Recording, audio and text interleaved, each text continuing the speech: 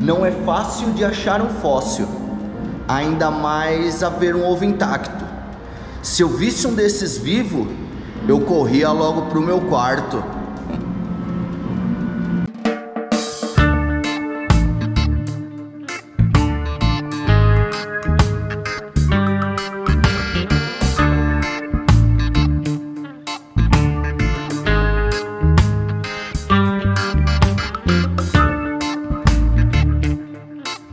Fala pessoal, depois de muito tempo fechado, devido à pandemia e também reforma, o museu está novamente aberto.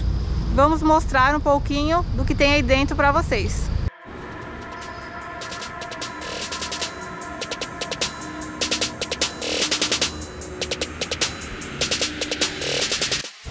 Fala pessoal, a gente tá aqui e a gente tem uma surpresa. A gente está com o William Nava, paleontólogo e coordenador do museu. E a gente conversou com ele, fez uma conversinha prévia e a gente vai... Na verdade ele vai falar um pouquinho de como surgiu, de onde que vem esses fósseis. Então acompanha a gente que vai ser muito bacana, muito mesmo. Então fica com a gente, pessoal. Fala pessoal, nós estamos com o professor William Nava. É um grande prazer e ele vai falar um pouquinho mais pra gente de como surgiu tudo isso, toda essa história que colocou Marília no circuito da paleontologia nacional. É um grande prazer, Sr. William. Eu que agradeço, obrigado. Bom, toda a história das descobertas paleontológicas em Marília remonta ao ano de 1993, quando eu descobri o primeiro vestígio de um fóssil de dinossauro na nossa região. Esse fóssil foi descoberto mais ou menos a 16 quilômetros ao norte de Marília, na estradinha de terra que vai de Padre Nóbrega para Rosário. É um fóssil vamos dizer assim, do ombro, ou da perna dianteira, ou da região da cintura escapular de um titanossauro, aqueles dinossauros pescoçudos herbívoros. E com essa descoberta, descoberta primeira,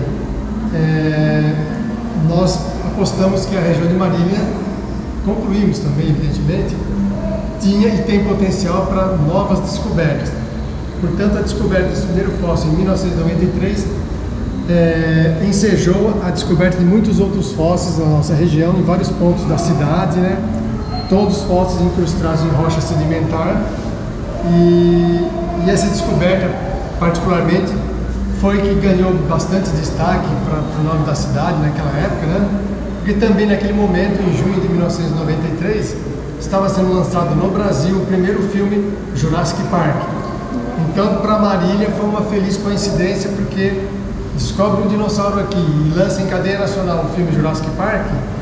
Imagine a repercussão que foi. A descoberta foi muito legal, foi muito falada, muito divulgada, tal. E eu dei continuidade ao trabalho então de paleontologia, continuei escavando, continuei buscando mais fósseis e acabei encontrando vários outros vestígios de dinossauros e outros animais pré-históricos pela região, Não só dinossauro, teve crocodilo, inclusive, não sei, pode ser que eu esteja enganado, mas inclusive tem um que é exclusivo da nossa região, Sim, é o Marília Sux, É um crocodilo de pequeno porte, de um grupo de crocodilomorfos extintos já, O Marília Sux foi descoberto nas rochas perto do Vale do Rio do Peixe, 10 quilômetros ao sul de Marília. Já é uma formação geológica diferente, a formação adamantina, e são ossos bem pequenos se comparados com ossos de titanossauros.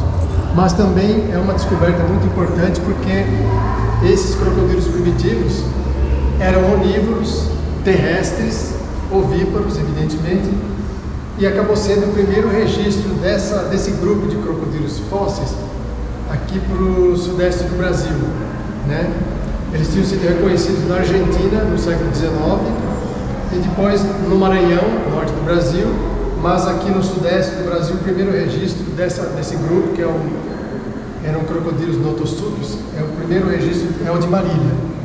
Então, a partir de 1995, eu passei a pesquisar as rochas perto do Rio do Peixe e encontrei, vamos dizer assim, uma infinidade de fósseis desses crocodilos, fósseis que incluíam crânios, esqueletos pós-cranianos, crânio e esqueleto junto, dentes associados, uma fauna completa, além de fósseis de lagartos, anfíbios, dentes de dinossauros carnívoros, bem pequenininhos, que estão sendo estudados. Enfim, é um sítio paleontológico conhecido como Estrada Velha e muito rico em vestígios da era dos dinossauros. Então eu trabalhei nesse sítio paleontológico durante vários anos. Mas esses fósseis, eles são exclusivos da nossa região? Ou... Porque o senhor falou que ele foi achado no Maranhão, na Argentina. Primeira evidência... Eles estavam perdidos por aqui, não? Então, o grupo da qual pertence esse crocodilo, Mariliasucus, se chama Notosucus. Eram crocodilos onívoros, pequenos, 1,20 m no máximo. Eles tinham uma dentição tipo mamífero, dentes caninos, incisos molares, e eles foram primeiro reconhecidos na Argentina em 1896, por aí. Na Argentina, na Patagônia Argentina. Passaram-se muitos anos, muitas décadas.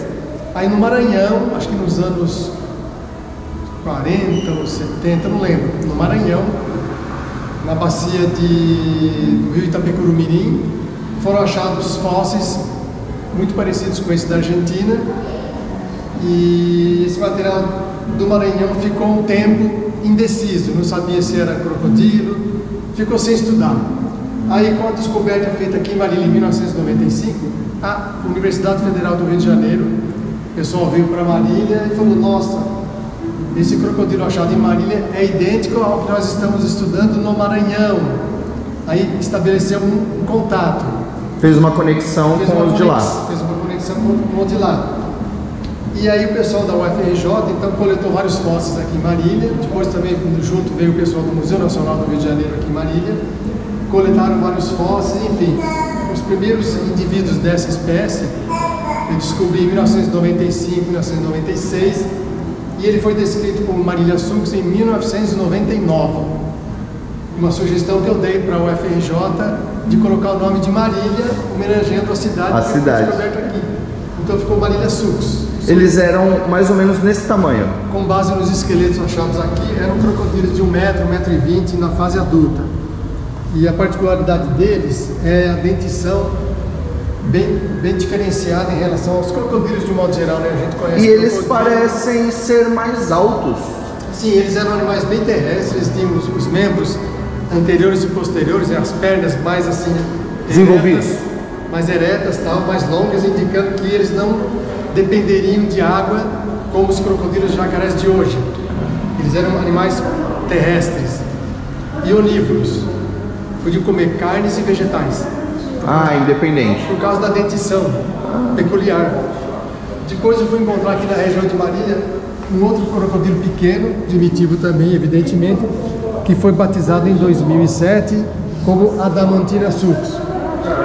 Adamantina-sucus, porque Adamantina vem o nome da cidade e é a rocha que existe aqui em Marília, rocha Adamantina. Então ele foi descoberto na rocha Adamantina, na região de Marília. Então recebeu o nome de Adamantina-sucus Navaia, meu sobrenome, em minha homenagem, como está escrito ali. Então, com base em alguns esqueletos, se imagina que o Adamantina-sucus era um crocodilo bem pequenininho, como está na réplica ali. Como está replicado ali. Também estudado lá pelo pessoal do Rio de Janeiro, né, com a UFRJ. Enfim, nesse interior eu continuei as pesquisas, etc e tal, e fui encontrando outros fósseis de dinossauros, como nós podemos ver aqui. Fósseis isolados de titanossauros, tá? Partes assim desmembradas de esqueleto e tal. Mas como pode isso acontecer? Eu digo assim, de encontrar fósseis isolados mesmo, partes... Sim, normalmente eles são encontrados em leito de estrada de terra, ou beira de barranco, como esse que eu estava te falando ali, no Titã.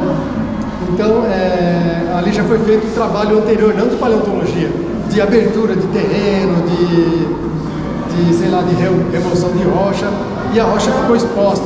Só que ninguém percebeu, a não ser que vá lá um paleontólogo e fala: opa, aqui tem um fóssil. O leigo que mexe na rocha não sabe que ele pode ter fóssil. Então, na verdade, quando foi aberta a estrada, provavelmente muita coisa foi levada junto. Provavelmente sim, perdeu. né? Mas isso nós não vimos, então não sabemos o que foi perdido. Então eu saio em busca de rochas aqui pela região de Marília e vou coletando esses fósseis. Não importa que é um osso isolado ou não, é uma evidência daquela época, né? E por exemplo, um osso ele isolado, se encontra ele isolado, tem como saber de qual... Sim, por exemplo... Qual ser era? Esse aqui foi descoberto numa fazenda de café aqui em Álvaro de Carvalho, uma cidade perto de Marília. É um osso que estava isolado perto de uma cachoeira, preso na rocha. Até onde eu pude averiguar, esse fóssil estava isolado, mas mesmo assim eu sei que era de um titanossauro, porque é um osso achatado. E é um osso grande, então nós identificamos esse osso como, da perna dianteira, um osso chamado rádio. Nós também temos aqui, ó, número 1 na rádio, depois vem a mão. Então, esse osso estava isolado, é só um exemplo, né? Então, na verdade, pelo formato do osso... Dá para saber se era... Qual espécie? Não espécie, mas dá para saber se era de titanossauro ou se era um dinossauro carnívoro. Porque os ossos são achatados. Chatos. Pode ver, todos são achatados. Não são redondos, são achatados. E pelo próprio tamanho do bicho, né?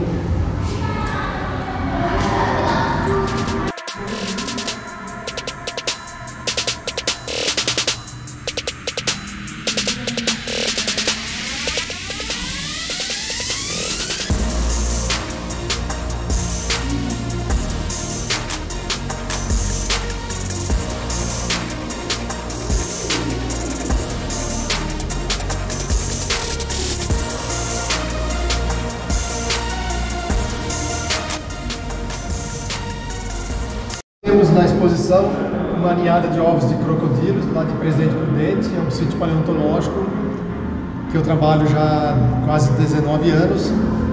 E essas ocorrências de ovos começaram a aparecer a partir de 2020, né, quando nós estávamos na pandemia, e que eu não interrompi a minha pesquisa. A pandemia praticamente não atrapalhou o meu trabalho, porque eu pesquiso sozinho, eu escavo sozinho, sem equipe. E numa das idas a Presidente Prudente para trabalhar esse sítio paleontológico, eu descobri a primeira ninhada de ovos de crocodilo. Depois, em 2021, descobri uma outra ninhada. E o ano passado nós descobrimos em equipe uma outra ninhada, a terceira ninhada de ovos de crocodilo. Tudo na região? Tudo no mesmo ponto, no mesmo sítio paleontológico, no mesmo lugarzinho aqui, ó. Eu perguntei em off aqui se dava para coletar DNA. Mas não, né? Só em filme, doutor? Só em filme, todo o material está petrificado, né? Não tem como. Se nós estivéssemos trabalhando com materiais mais recentes, por exemplo, da Era do Gelo, aí talvez seja possível extrair o DNA, mas desses materiais de milhões de anos, não. Encontrar ovos é comum? Não. Não, ovos são estruturas frágeis. Imagine um ovo fóssil, mais frágil ainda. Então, eu acho que além do trabalho, conta aí um golpe de sorte muito grande, porque bater o martelo num lugar que nós não sabemos, mas que tem ali embaixo, a 10, 15 centímetros, uma ninhada de ovos, com 20 e poucos ovos de crocodilo, é uma descoberta fantástica. É um presente da natureza para nós. Foi um presente. E normalmente os crocodilos hoje em dia é essa mesma quantidade de ovos, normalmente uma ninhada? Sim, sim. E os ovos dos crocodilos atuais têm mais ou menos o mesmo tamanho, consistência. Houve pouca modificação ao longo do tempo. Muito bacana. Outro registro fóssil legal, eu não vou dizer importante, porque as pessoas não ligam muito para isso, mas são essas conchinhas fossilizadas, semelhantes às conchas que a gente encontra hoje quando está andando na praia, coletando. Uma conchinha bonita aqui, outra conchinha ali, todo o litoral brasileiro tem concha, não tem?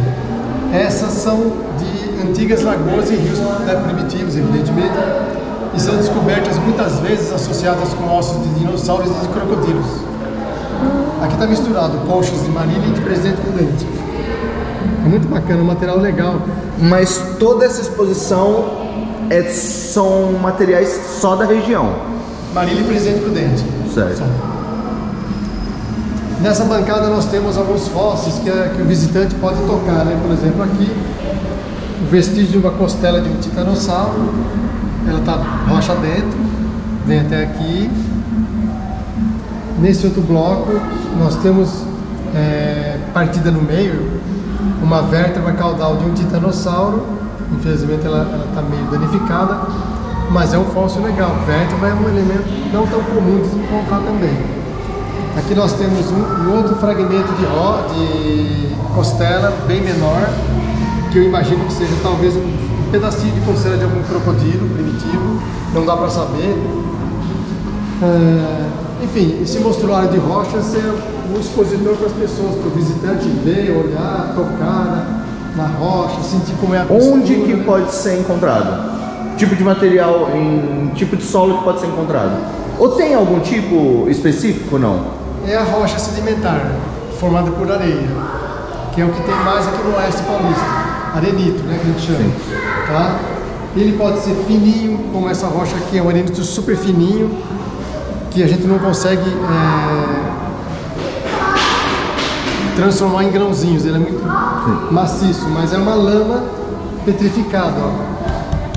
Ela é bem lisinha, diferente dessa que é mais áspera, aqui é arenito, aqui é lamito. Lamito. É uma lama fossilizada. Isso aqui correspondia no passado a algum lago primitivo, lago de água parada, da região de Presidente Prudente. De quantos milhões de anos mais ou menos a gente está falando?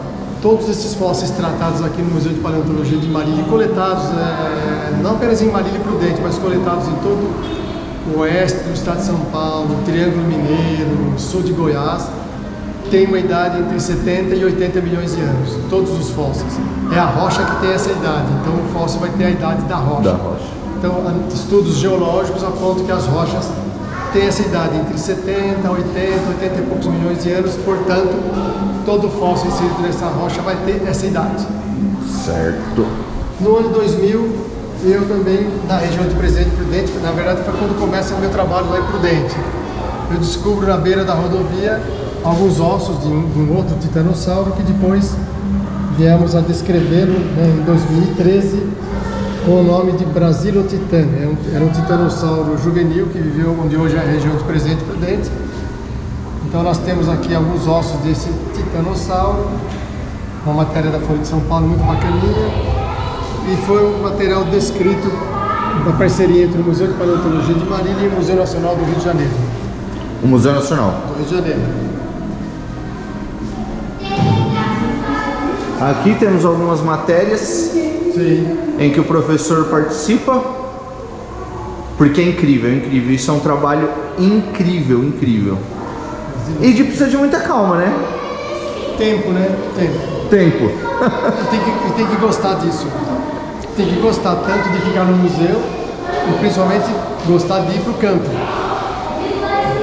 Professor, foi o senhor que teve a ideia do museu ou foi... Sim, o museu vai surgir Ele é inaugurado em novembro de 2004, né? Fez 18 anos no ano passado. E foi uma... Dia 25, não foi, doutor? Dia 25 de novembro. 25 de novembro. Sim, foi uma proposta minha naquela época, no início dos anos 2000, porque eu coletava fóssil, guardava tudo na minha casa. Não tinha um espaço para as pessoas conhecerem, para as pessoas visitar. Então muita gente me ligava, né? Saía uma notícia no jornal, saía na TV, "Oi, eu quero ver os fósseis." Ia na minha casa ver fóssil, não tinha nada a ver. Aí eu insisti aqui com a prefeitura e falei, precisamos fazer um museu.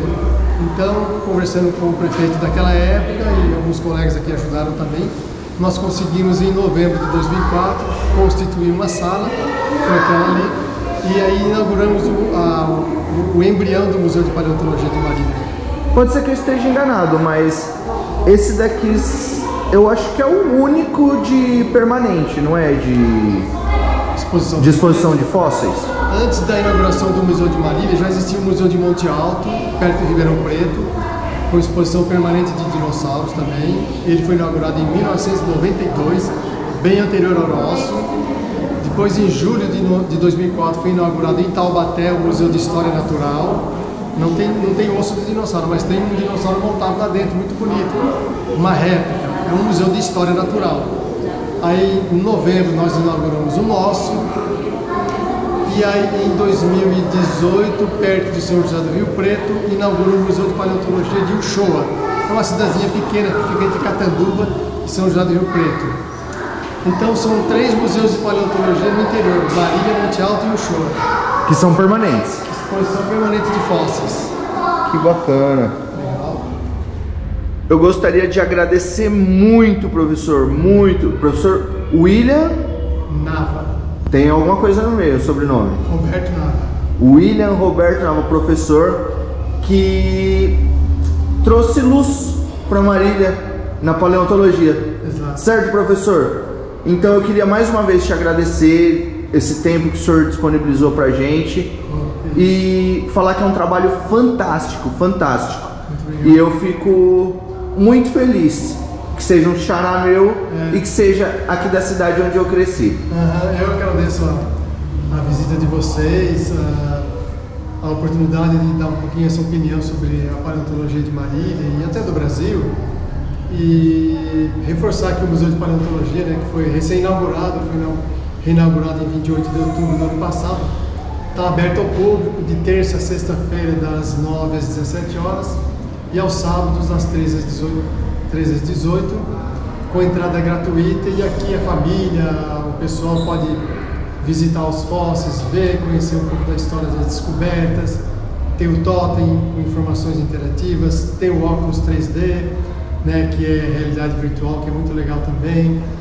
E tem o QR Code também, né, que a pessoa aproxima o celular e consegue abaixar o aplicativo para ter informações sobre os animais que viveram aqui. Enfim, o Museu de Paleontologia de Marília está assim, à disposição da população, e para que nós possamos assim, divulgar mais e mais essa ciência fantástica que é a paleontologia, divulgar o nome de Marília e promover o turismo, promover a cultura e o conhecimento para um número sempre mais crescente de pessoas. É muito bacana tudo isso.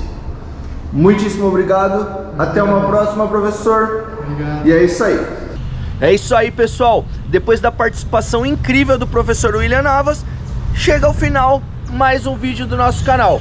E antes de partir, aquele pedido carinhoso, maroto: se inscreve, curte e compartilha. Mostra para os amigos e ajuda a gente a crescer e cada vez mais trazer conteúdo legal para vocês, certo?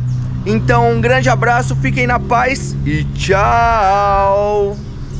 A nossa Julinha, que não tem medo nenhum, né, filha? Onde ela quis sentar, ó? Não foi, filha? Quis sentar bem pertinho de quem, ó? Ó, do bichão. Você tem medo, filha? Não. Não tem medo? Não.